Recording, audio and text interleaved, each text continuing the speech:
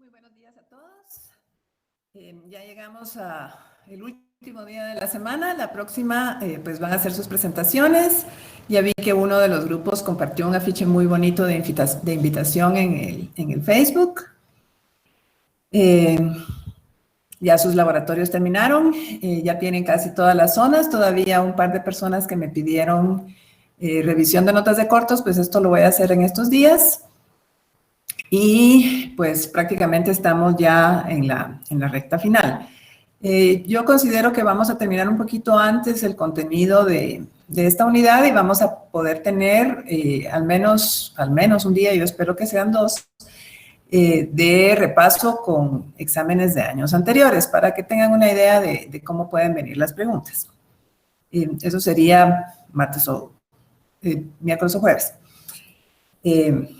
Bien, como veo que ya están todos los de siempre, vamos a iniciar la clase. Bien, el día de ayer habíamos visto ya la formación de lo que son péptidos y la manera en que normalmente se presentan por convención. Siempre vamos a tener en este extremo el amino N-terminal y en el extremo del lado derecho, pues, aminoácidos C-terminal. ¿Cómo se nombran los péptidos? Pues no les vamos a pedir que den un nombre, pero sí van a tener que poder identificar aminoácidos. Digamos este es su nombre, seril, glisil. Se fijan que estamos usando la terminación il como si fuera un sustituyente. Tirosil, alanil, y el último nombre, leucina. Nadie lo escribe así porque es un trabalenguas. Entonces, durante muchos años, pues se usó la convención de utilizar las abreviaturas de 3 letras que nos dan claramente el nombre del aminoácido. Pues, o sea, sabemos que aquí va a ser serina, glicina, tirosina, alanina y leucina. Pero actualmente se usan, como les mencionaba, abreviaturas de solo una letra, porque en cuestiones informáticas ocupan menos espacio de memoria. En bioquímica les van a pedir que se aprendan, porque a los químicos biólogos les gusta la memoria, se aprendan las 2 clases de abreviaturas. Entonces es bueno saberlo desde el principio. ¿Qué otra cosa podemos ver? Pues podemos ver que aquí hay 5 péptidos, entonces es un pentapéptido. Ahí se recuerdan en una diapositiva que había pentapéptido, hay que corregir porque es un tetra. Y en ese pentapéptido vamos a tener 1, 2, 3, 4 uniones peptídicas, que son las que están señaladas aquí abajo, donde está la estructura desplegada, que están aquí en cuadritos amarillos. Entonces, siempre es importante que ustedes, porque se les puede preguntar, ¿verdad? En este pentapéptido, ¿cuántas uniones peptídicas hay? Pues tiene que ser 4, ¿verdad? Porque van a haber colitas. ¿Qué otra cosa es importante ver? Que esto no está bien marcado en esta diapositiva. Normalmente las cadenas o los grupos R que corresponden a cada aminoácido van a estar realmente en forma alterna. Aquí no hay mucho problema porque es un hidrógeno, entonces puede ser cualquiera de los dos. Pero si hay grupos muy voluminosos, de preferencia este metilo debería estar acá para no estorbarse ni con este otro. Esa es la idea. Estos 3 átomos pues van a estar en un mismo plano. Acá esta rotación va a estar, esta es la rotación que está restringida, entonces la unión queda rígida. Bien, ¿qué podemos hacer cuando nos encontramos con un péptido? ¿O cómo sabemos realmente cuál es la estructura del péptido? Eso es importante porque fue lo primero que se hizo cuando se estaban analizando estas cosas, saber de cómo estaban constituidos. La secuencia de aminoácidos en un péptido de origen natural o en una proteína está especificada o codificada genéticamente y el cuerpo pues lo va haciendo de acuerdo a las instrucciones que le brindan las moléculas de ADN y ARN. Si aislamos una proteína en particular, esta puede aislarse, o un péptido, para encontrar cuál es la secuencia de aminoácidos que la conforman, que sería la información más simple que nosotros podemos obtener de una proteína. Esta composición de aminoácidos actualmente pues, se hace por métodos automatizados que causa que se hidrolice el péptido y la proteína. O sea, lo primero que hacemos es hidrolizar todas esas uniones peptídicas que ya vemos que son resistentes a la hidrólisis, o sea, esa es la parte más difícil. Y luego tenemos que separar los aminoácidos de ese caldo y identificar cada uno de ellos. Generalmente en estos métodos automatizados, al final, para saber dónde está mi aminoácido, después de que lo separé, se usa una reacción coloreada, normalmente en anhidrina, para aprovechar una técnica de espectroscopía visible. El método más antiguo, y que por eso se conoce con el enfoque clásico, es el método de Sanger. El método de Sanger, pues como todo método de análisis de péptidos, tiene como objetivo determinar cuáles aminoácidos están presentes y en qué proporción dentro de ese péptido. Este método de Sanger consta de varios pasos. El primer paso consiste en identificar los extremos, o sea, cuál va a ser el aminoácido N-terminal y cuál va a ser el C-terminal en el péptido. Puede ser que aquí no encontremos ninguno porque nuestro péptido sea cíclico, pero normalmente son de cadena abierta, entonces no hay ningún problema. El segundo paso es dividir el péptido en fragmentos más pequeñitos y determinar la composición de cada fragmento, o sea, hacer nuestro rompecabezas un poquito más fácil. Esta ruptura en fragmentos más pequeños normalmente se hace por enzimas porque son muy específicas. En cada fragmento que se rompió, otra vez tenemos que identificar quién es el aminoácido N-terminal y quién es el C-terminal para ver la estructura de mi fragmento. Y por último, y ya que tengo todos mis pedacitos, armar mi rompecabezas para ver cuál va a ser el resultado final. Ese es el método de Sanger. Es un método muy trabajoso, pero era el primero. Con este se hicieron varios descubrimientos importantes. ¿Cómo logramos la ruptura de los péptidos? Si queremos romper todos los enlaces peptídicos para determinar cuántos aminoácidos hay, cuáles son y cuántos hay de cada uno, esas tres informaciones, hacemos una hidrólisis total. Esa hidrólisis se usa, se hace con un ácido mineral, que es ácido clorhídrico, relativamente concentrado porque es 6 molar. Eso me garantiza que todo mi péptido se va a romper. Básicamente los péptidos sufren y las proteínas ese tipo de ruptura cuando llegan al estómago. Eso es importante, por ejemplo, cuando nos mencionen edulcorantes peptídicos que hay,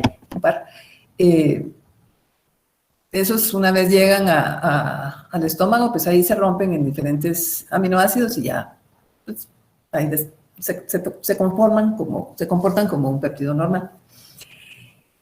Luego necesitamos saber obtener o lograr rupturas parciales en sitios específicos. Esos sitios deben ser específicos para poder repetir mi análisis N veces y saber que solo ahí se va a romper el péptido. Esto, como les digo, normalmente se hace con ayuda de enzimas. Estos fragmentos o péptidos más chiquitos se separan y se analizan individualmente. Entonces, ¿cuáles son las enzimas que se pueden emplear? Las que están marcadas con flecha, que son estas tres, la última no es una enzima, pero para el caso, son las más comunes y las que aparecen en sus libros de texto. Por ejemplo, la tripsina que se extrae del páncreas bovino va a romper a los péptidos en los lugares donde hay un residuo de lisina o un residuo de arginina. Entre paréntesis hay una C, quiere decir que rompe el enlace del lado carboxilo. La quimotripsina se extrae del páncreas bovino también, y esta rompe los enlaces en aquellos aminoácidos que son aromáticos. Fenilalanina, tripsina y tirosina. Todos ellos poseen un anillo aromático en su estructura. Y el último es el bromuro de cianógeno, que no es una enzima, pero que es específico para romper enlaces en los lugares donde está la metionina. Las personas que en bioquímica se dedican a hacer esto, pues pueden utilizar más enzimas, porque ese es su trabajo. Pero normalmente nosotros, y si ustedes ven su capítulo en química orgánica, pues solo van a mencionar estos tres en esos puntos específicos de ruptura. Es importante que lo sepan porque se les puede dar un péptido X y se les puede preguntar en qué puntos se va a romper o a hidrolizar si se añade cualquiera de estos tres reactivos. Entonces, por eso es lo interesante. Entonces, quimotripsina rompe los enlaces donde está, en el extremo carboxilo, donde se encuentran los aminoácidos que son aromáticos. Tripsina son solo para lisina y arginina, y el bromuro de fenógeno para metionina. Eso es importante, pueden tener su ficha para saber dónde. Entonces, este es lo que se menciona. Si aquí tienen lisina o arginina, el enlace se va a romper acá. Este es en el punto de unión del carboxilo. ¿Sí? La quimotripsina, pues aquí está la ruptura, igual es en el punto de unión del carboxilo. Quiere decir que mi aminoácido aromático se queda de este lado y el otro resto se va. En el momento en que se rompe acá, yo sé que la fenilalanina, el triptofano o la tirosina van a quedar en ese péptido nuevo que se formó como el aminoácido C-terminal. Esa información es importante porque después tenemos que ir armando pedacitos. Y como les mencionaba, la carboxipeptidasa es otra, esta es específica, porque esta no estaba en la tabla, esta solo rompe la unión que libera el aminoácido C-terminal. O sea, esa es la primera enzima que tenemos que usar. Y aquí sabemos quién es el C-terminal con carboxipeptidasa. Entonces yo rompo la unión que sea para liberar este aminoácido. Entonces rompo acá y este es el que se va solito.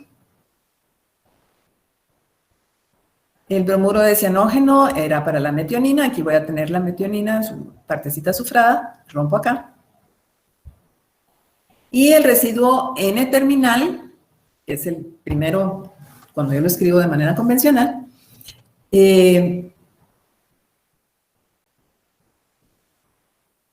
pues había uno que era el del método de Sanger, que vamos a ver ahorita, y hay un segundo método que es más interesante, que es la degradación de Edman. La degradación de Edman es la que se usa ahora, porque se puede automatizar muy fácilmente y se va comiendo el péptido, empezando por el extremo N-terminal. Entonces, este puede repetir el ciclo 20 veces, quiere decir que yo puedo determinar los primeros 20 aminoácidos del péptido o de la proteína sin ningún problema. Además, usa cantidades muy pequeñas de muestra y es lo que se emplea actualmente.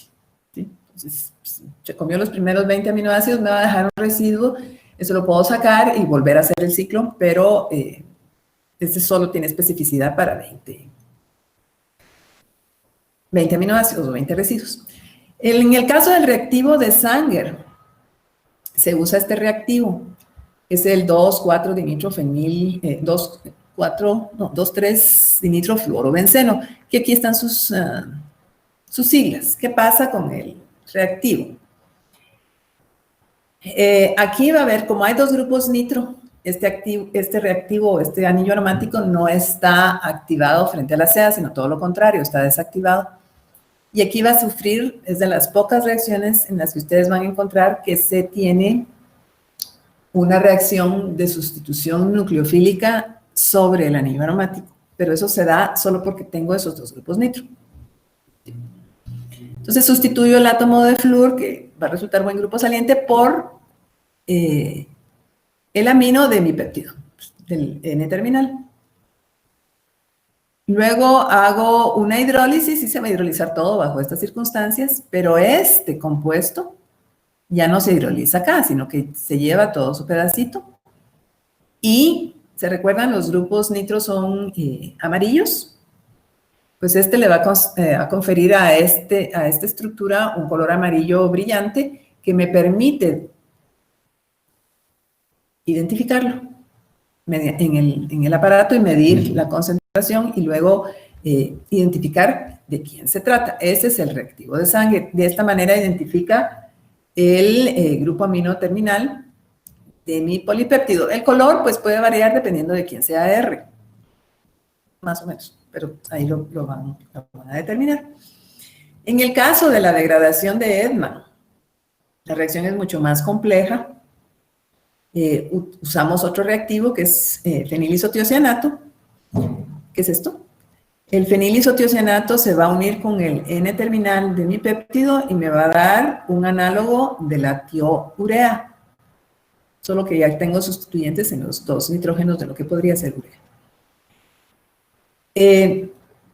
Luego añado ácido trifluoroacético y con el ácido trifluoroacético rompo esta parte y libero mi péptido más cortito. Se me forma esto,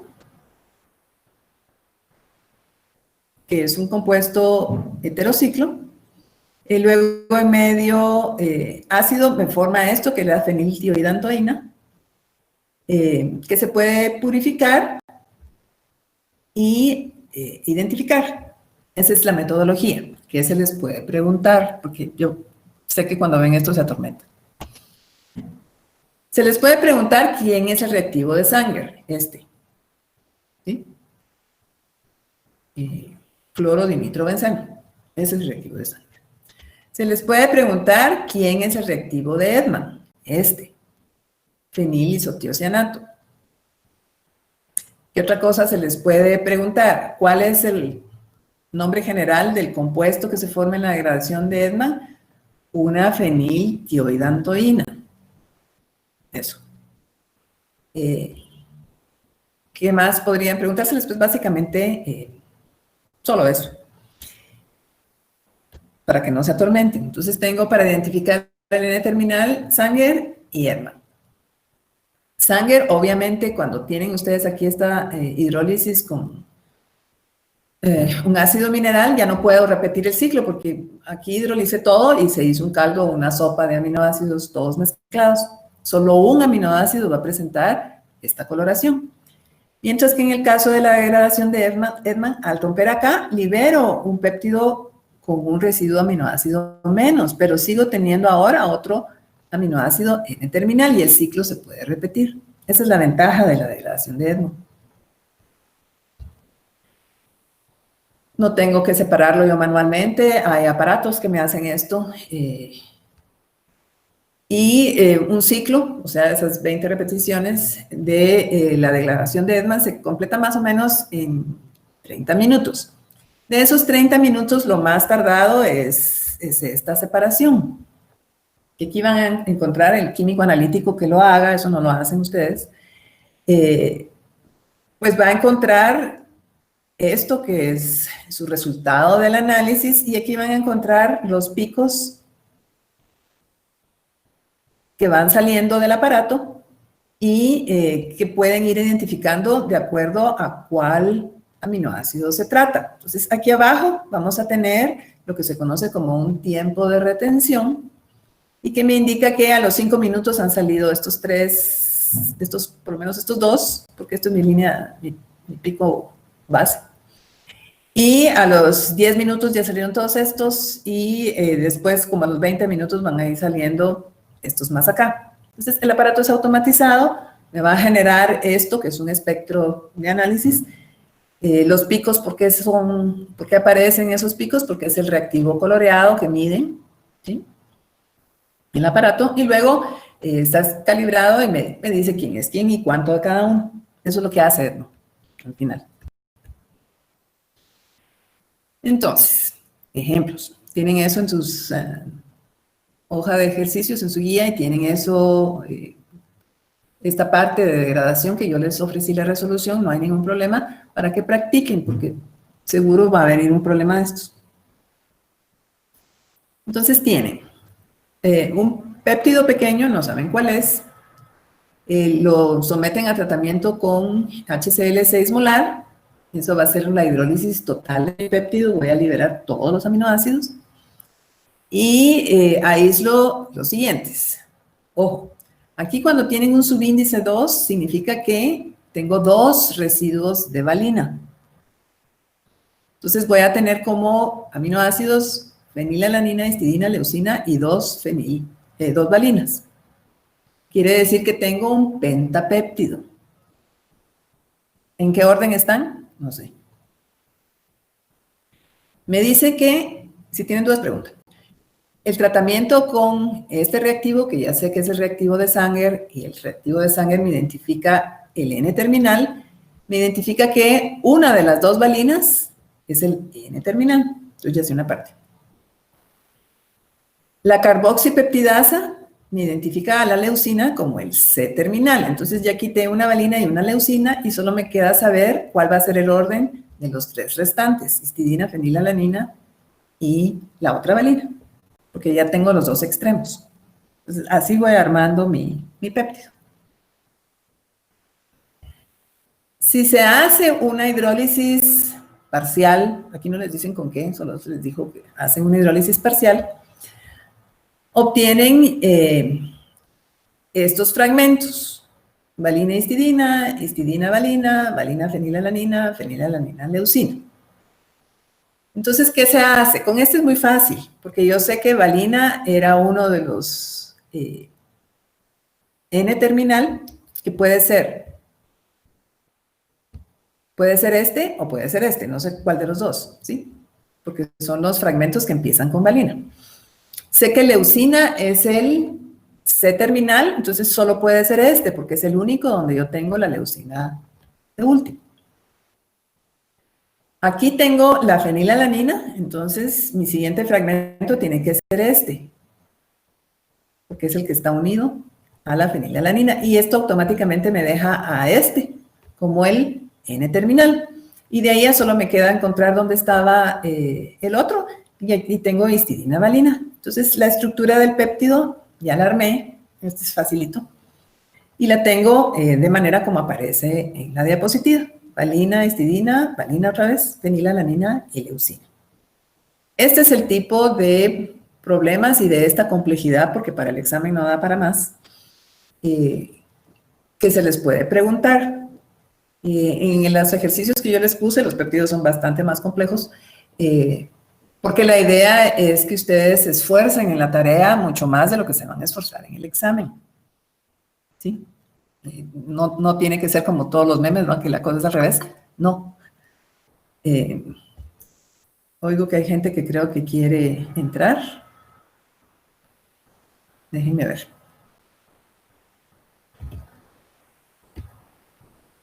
Sí, vale. ¿Dudas hasta aquí?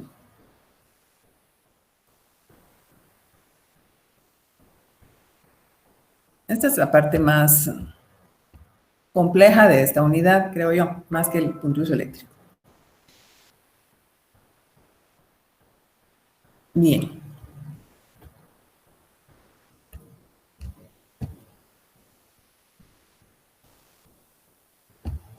Estamos. El ejemplo que les aparece en todos los libros de texto, todos, es la determinación de la estructura de la insulina bovina. ¿Por qué razón es esto importante? Porque el determinar la estructura de la insulina es el primer, o fue el primer paso para conducirnos a la producción de la insulina sintética, que es la que la que se usa ahora para todos los pacientes que llegan a ser insulinodependientes. Entonces, este es uno de los descubrimientos importantes en ese sentido, porque originalmente, pues, para ese tipo de pacientes solo se dependía de insulina bovina. Había que ser aislada, purificada, etcétera. Pues aprovechando el hecho de que hay industria cárnica y que pues, las pobres vacas se van a morir de todos modos. Bien, ¿qué tenemos con el caso de la insulina? Se sabe que la insulina tiene 51 aminoácidos, o sea, es un péptido mucho más complejo que el ejemplo anterior. Se descubrió también y se encontró con que tiene 2 cadenas unidas entre sí, es un péptido complejo. La cadena A tiene 21 aminoácidos y la cadena B tiene 30 aminoácidos. Como los libros de texto son malos, obviaron la cadena más simple y se decidieron por la cadena más compleja, que es la que tiene 30 aminoácidos. Entonces, ¿qué se sabe? Lo primero que hicieron fue determinar el residuo N-terminal, es lo correcto, ¿sí? Que es fenilalanina. Salimos de una. En el caso del resto, utilizaron en esa investigación pepsina como la enzima que va a fragmentar el resto de la cadena.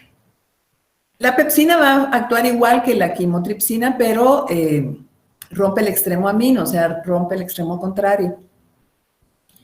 Y esta ruptura produjo 4 péptidos, que aquí están dados por sus siglas de una sola letra. Como ven, si nosotros no tenemos a mano la tabla de aminoácidos, y por eso es bueno siempre tener nuestra tablita de aminoácidos a la par, porque al principio no sabemos qué abreviatura corresponde a qué aminoácido, y es bueno irla consultando. Eso no es problema, no se pide en este curso. Que se lo aprendan tanto en bioquímica, se los van a pedir, pero yo considero que es un desperdicio de neuronas, si yo puedo tener una tabla a la par. Sobre todo si no es mi trabajo, pues. Encontré entonces estos péptidos. Y vemos que lo que buscaron fueron traslapes, a ver si habían traslapes de alguna manera. Y además de estos 4 péptidos, encontraron otros 4, que son estos de aquí. Entonces, digamos, este LDGA, tengo un traslape acá, ¿sí? Y yo podría decir que de repente viene a través de este, porque aquí está mi leucina. Entonces, los puedo ir pegando.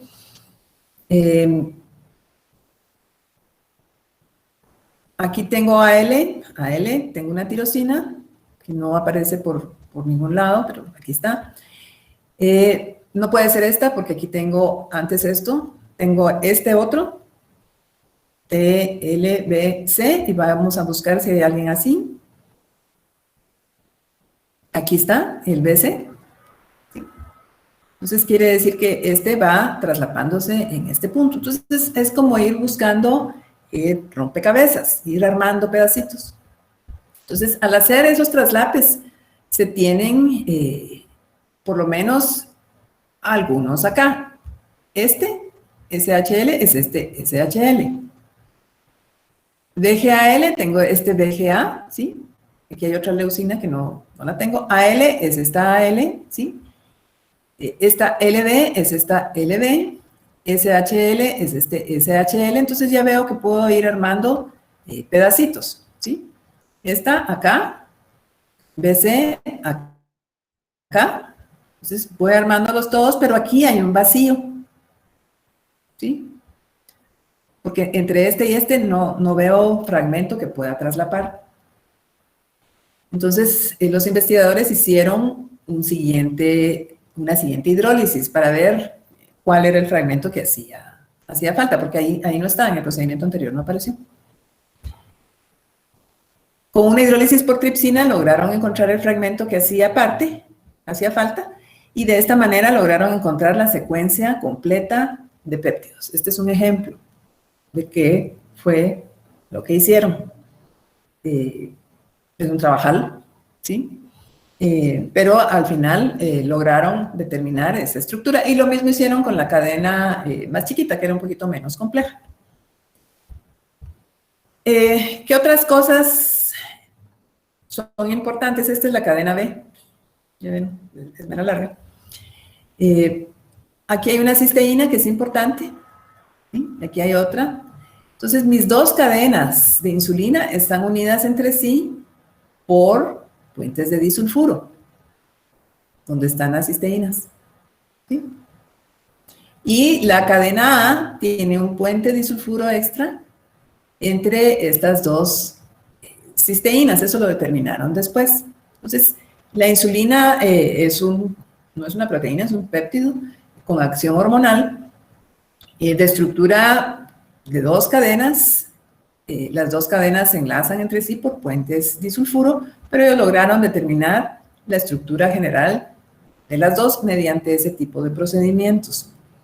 Eso es la parte interesante.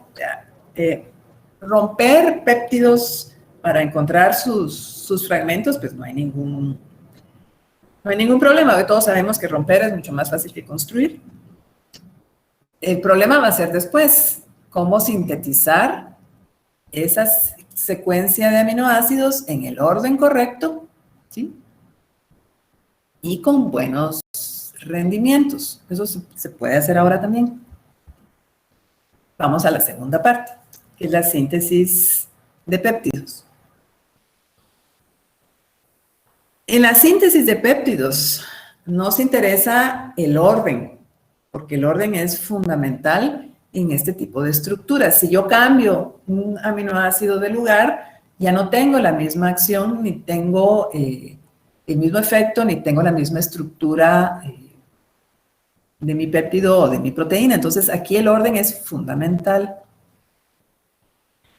Yo tengo que saber siempre quién es el N-terminal, quién es el C-terminal y quiénes son los que están en medio e ir formando estos enlaces amida o enlaces peptídicos.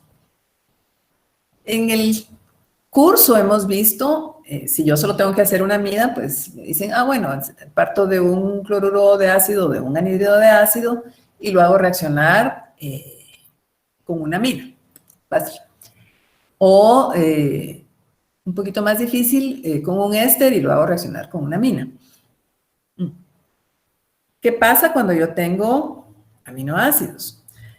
Si quiero transformar este grupo ácido en un cloruro de ácido y voy a mantener el grupo amino, en el momento en el que forma el cloruro de ácido acá, va a reaccionar con el grupo amino de sí mismo. Y voy a obtener polimerizaciones. Entonces, que no quiero, ¿verdad? O sea, síntesis o uniones amida que no deseo. Entonces, la síntesis de péptidos con fines bioquímicos no puede ser tan fácil como una síntesis normal de una amida en el laboratorio. Es un proceso un poco más complejo. Inicialmente se hacían, como todo en el laboratorio, en matraces, en un medio líquido, y yo iba logrando hacer mis reacciones. Después tenía que separar pedacito de péptido y volver a hacer la reacción. Y el procedimiento realmente era un procedimiento muy complejo. En unidades o en cursos anteriores se les daba esta parte, pero no tiene sentido porque ya nadie hace esas reacciones. Lo que se hace ahora es una síntesis automatizada. Y la estrategia general para la síntesis de péptidos es, independientemente si lo hacían dentro de un matraz o si lo hacen como lo hacen ahora automatizado, es la siguiente. Yo tengo un aminoácido en el cual este va a ser mi amino N-terminal y no quiero que reaccione. Entonces tengo que hacer una reacción que se conoce como una reacción de protección. Mi reacción de protección tiene que ser una reacción con muy buen rendimiento, que inhabilite al grupo amino para reaccionar como nucleófilo. Y el tercer paso es muy importante, que pueda revertirse con facilidad y también con buenos rendimientos. para liberarme de nuevo el grupo amino, porque al final yo necesito el grupo amino libre. Esa es una cosa. Necesito que este grupo carboxilo esté activado, porque no lo puedo así como carboxilo sabemos que es malo para formar amidas. Necesitaban temperaturas elevadas, amoníaco libre, era una cosa horrible. Entonces, no se puede. Tengo que activar ese grupo. ¿Cómo lo activo? Lo activo cambiando mi grupo OH, que aquí está como sal, por un muy buen grupo saliente.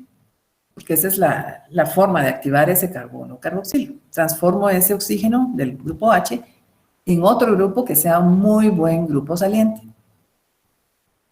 Pero no va a ser un cloruro de acilo ni va a ser un anhídrido. Lo transformamos realmente en un éster. Pero ahí vamos a ver esto. Entonces ya tengo se llama N protegido, C activado. ¿Y va a reaccionar con quién?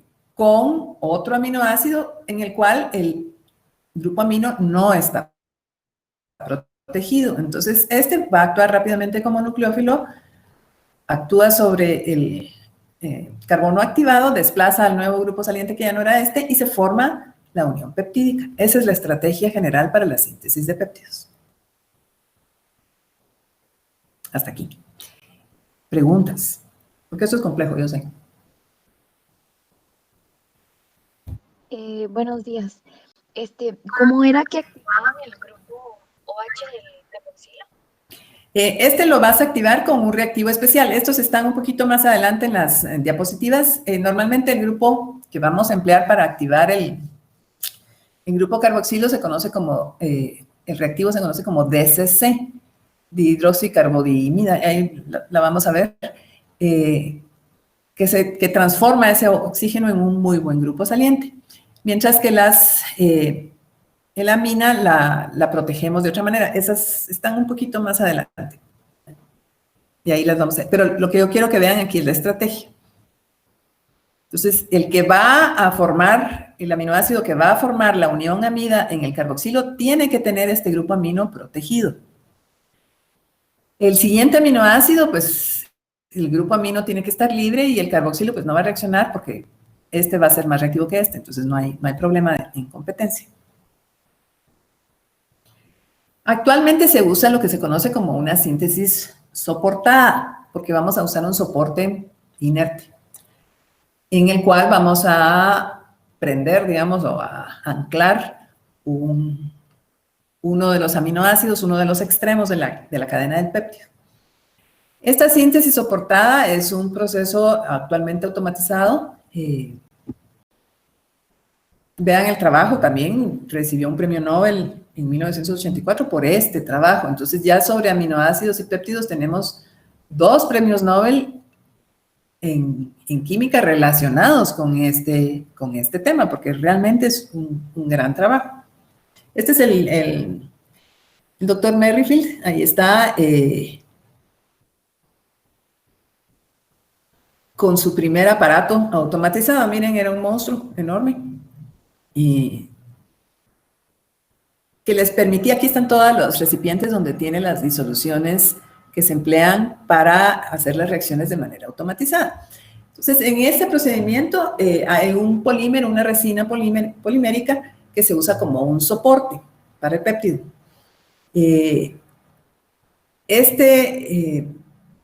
Futuro péptido, porque todavía no lo han hecho, se ancla o se une a la resina en el procedimiento de Merrifield por el extremo C-terminal.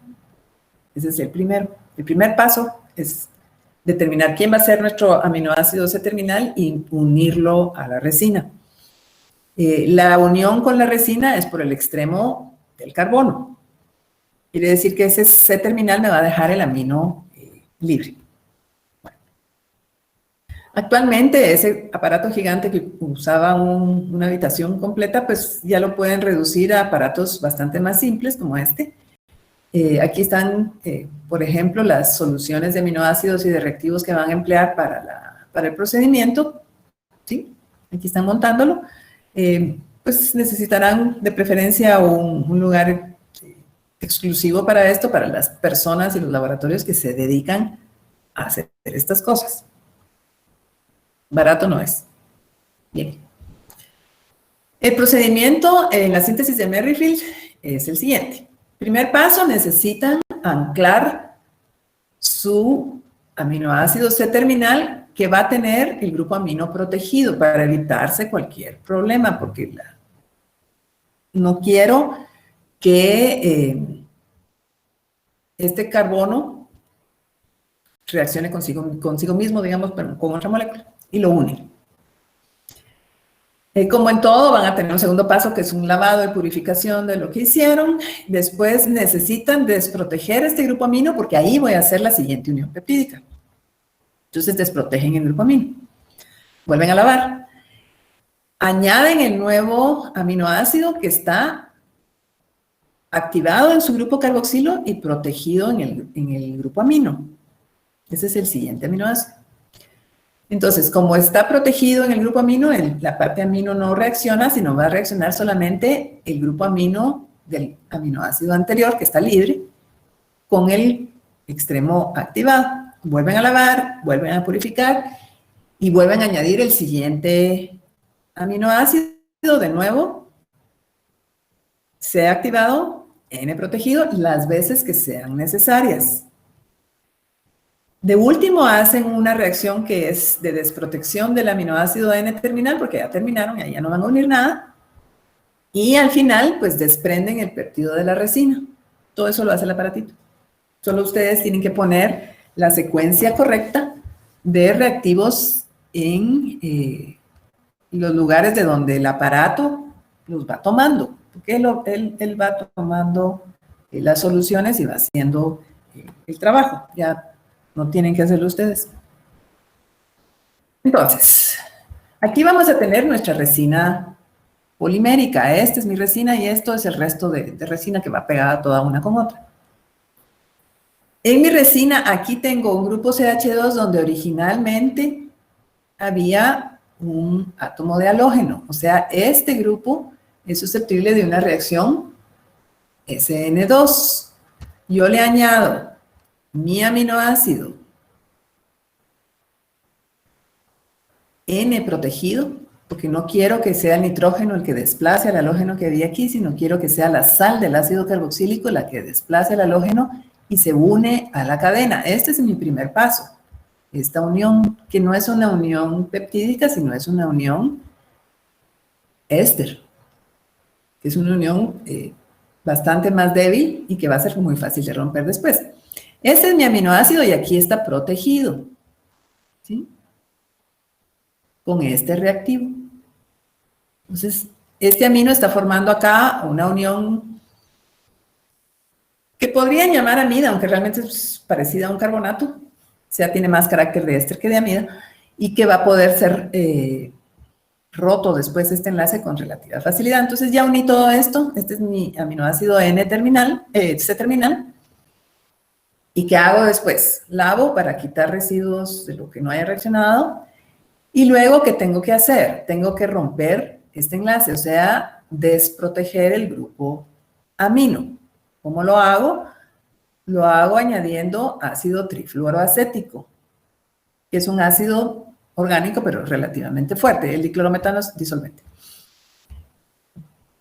Y al hacer esto, pues rompo la protección y la reacción funciona porque como esto se parece más a un carbonato, yo voy a liberar CO2 y toda esta parte orgánica la libero en forma, si se miran acá, de un alqueno. Por eso estoy usando este disolvente, para poder después lavar este que está acá. El CO2 se pierde como gas, no importa, y mi reacción entonces es irreversible y ya tengo mi amino libre y mi cadena unida a la resina. ¿Qué tengo que hacer? Tengo que añadir el siguiente aminoácido. Mi siguiente aminoácido tiene que ser N protegido, porque no quiero que reaccione otra vez consigo mismo el aminoácido. Entonces, otra vez utilizo el mismo reactivo. Aquí está, N protegido. pero necesito que este sea activado, que era lo que preguntaban. Entonces uso este reactivo que es el DCC. Y ahora lo que cambié es esta parte. Malévolamente los que hicieron la diapositiva no ponen la estructura del DCC, pero está más adelante. Esto es un muy buen grupo saliente, entonces va a poder reaccionar con este nucleófilo que va a atacar acá y me va a desplazar todo esto. Y ya tengo la siguiente, ya tengo mi unión amida. Esa es la que está acá. ¿Qué tengo que hacer? Vuelvo a desproteger para eliminar esta partecita y dejarme el amino libre para poder reaccionar con el siguiente aminoácido. Y así las veces que sea necesario. Añado el siguiente aminoácido N protegido, lo activo con DCC y vuelvo a formar mi unión peptídica, que es la siguiente. Desprotejo y así repito todas las veces que sean necesarias hasta que termine de hacer mi péptido. Mi paso final es hacer una hidrólisis que me interesa hidrolizar el éster, no las amidas. Y aquí se aprovecha la diferencia de reactividad entre un éster y una amida. Los ésteres se hidrolizan mucho más rápidamente que una amida. Entonces no voy a romper las uniones peptídicas, pero sí rompo esta unión éster. ¿Sí? Al añadir cloruro de hidrógeno. Entonces libero mi resina, ahora con un grupo OH, y mi péptido. Ya tengo mi C terminal y mi N terminal en el orden en el que yo lo quería. Ese es el procedimiento de Merrill.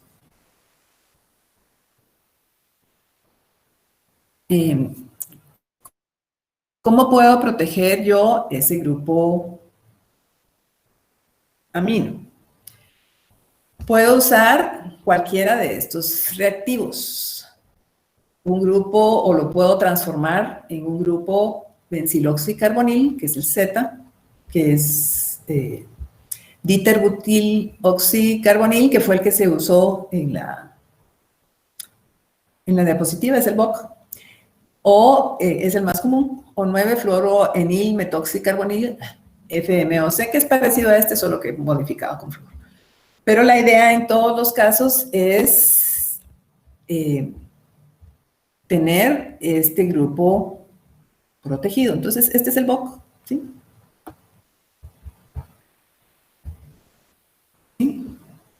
Oxicarbonil. Y el carácter nucleofílico, entonces, el grupo amino queda bloqueado, que ya no puede transformarse, o no puede ser un buen nucleófilo, y impide su reacción para una unión peptídica que no se desea. Esa es la idea. Entonces, aquí está de nuevo la reacción. Si se fijan, la reacción se lleva a cabo a temperatura ambiente. La desprotección también es a temperatura ambiente. Entonces, esta es una reacción amigable, digamos, porque no tengo que usar condiciones extremas y se presta muy bien para este tipo de condiciones y de reacciones. Para el grupo carboxilo se puede activar utilizando normalmente DCC, que es lo que más se emplea, dicloroexilcarbudimida, o bien cloroformiato de metilo. Igual en estos casos, el grupo OH del ácido carboxílico es sustituido por un mejor grupo saliente, ¿sí? Aquí están usando este reactivo, aquí están protegiendo algo. Y tengo mi mejor grupo saliente. Entonces, mi grupo saliente puede ser lo análogo a un éster o algo por el estilo. Y de esta manera hago que mi grupo carboxilo reaccione mejor que si fuera solo el ácido libre. A eso es a lo que se refiere. Por hoy lo vamos a dejar hasta ahí, porque yo creo que es más que suficiente. Tenemos 10 minutos, pero no creo que estemos más en el punto. Tienen dudas, montones, yo sé. La parte que a mí más me gusta es el análisis de péptidos, y eso sí lo tienen que hacer. Hagan sus hojitas de ejercicio para tener las dudas y poderlas responder así, para que lo que se le ocurre a uno no se le ocurre al otro. Entonces, la idea es la discusión de las dudas que tengan. Me las pueden enviar por Messenger o por correo y yo las resuelvo en pantalla en clase para hacerles la vida más fácil. Entonces, por hoy terminamos. Les agradezco su atención. Les deseo un feliz jueves, feliz viernes y feliz fin de semana. Se preparan para sus exposiciones. Y ya prácticamente terminamos el curso. Solo nos queda el último aire para llegar a la meta. Las tablas de péptidos, como tablas de péptidos no están como tablas de aminoácidos. Se les compartieron unas en las presentaciones, y si no, están en el libro de texto, o tú puedes buscar en internet, porque ahí sí te dan tabla de 20 aminoácidos comunes y sus abreviaturas, pues, y te aparece. Entonces, ahí eso es información que está en todos lados. Y sí les recomiendo que la tengan a mano para cualquier cosa, por favor. Entonces, usar bien las fuentes de información es una competencia que se les pide, ¿sí? O sea, no todo tiene que ser memoria. Ya en este tiempo, evaluar contenidos memorísticos no es muy